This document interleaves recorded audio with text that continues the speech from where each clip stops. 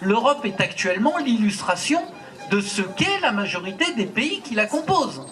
Et qu'on arrive dans un schéma où effectivement la majorité des pays, pour le moment, portent, notamment en Europe, une politique qui est une politique dite économiquement libérale et socialement régressive.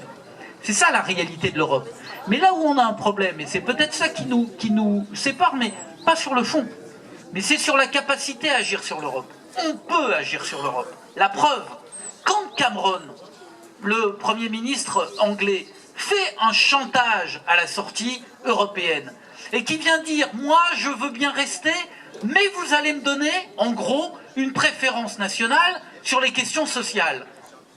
À ce moment-là, vous avez l'ensemble des Européens, c'est totalement contraire au traité, c'est totalement contraire à la logique qui préside à la construction européenne. Mais là, finalement, on s'aperçoit que, bah oui, mais quand même, l'Angleterre, c'est un grand pays, etc. Donc on cède.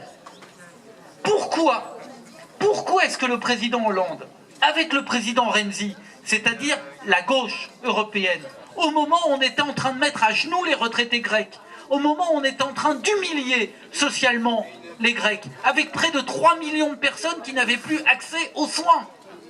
C'était ça la réalité de la Grèce. Pourquoi est-ce qu'à ce moment-là, les présidents et les représentants de la gauche européenne ne se sont pas levés de la même manière que Cameron se lève du côté droit pour dire non, non, nous on mettra un veto.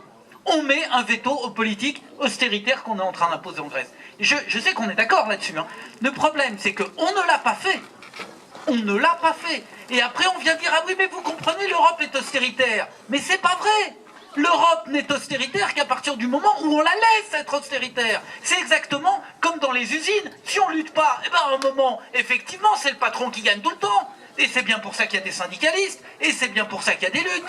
Si on ne s'oppose pas à un modèle dominant que l'on conteste, et bien évidemment, ce modèle dominant, il broie tout sur le passage. D'autant plus que la finance a des relais extrêmement importants en Europe, les grands industriels, les grands lobbies ont des relais très importants. Si on n'est pas en capacité de créer socialement et politiquement les forces d'opposition à ce modèle, alors on perd. Mais il ne faut pas s'étonner. C'est pas, encore une fois, on n'est pas en train de découvrir le monde.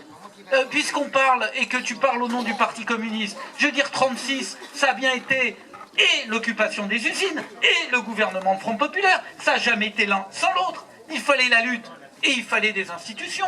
Nous, on est prêts dans les institutions. On s'est battu comme des chiens sur le secret d'affaires, qui a été voté avant-hier.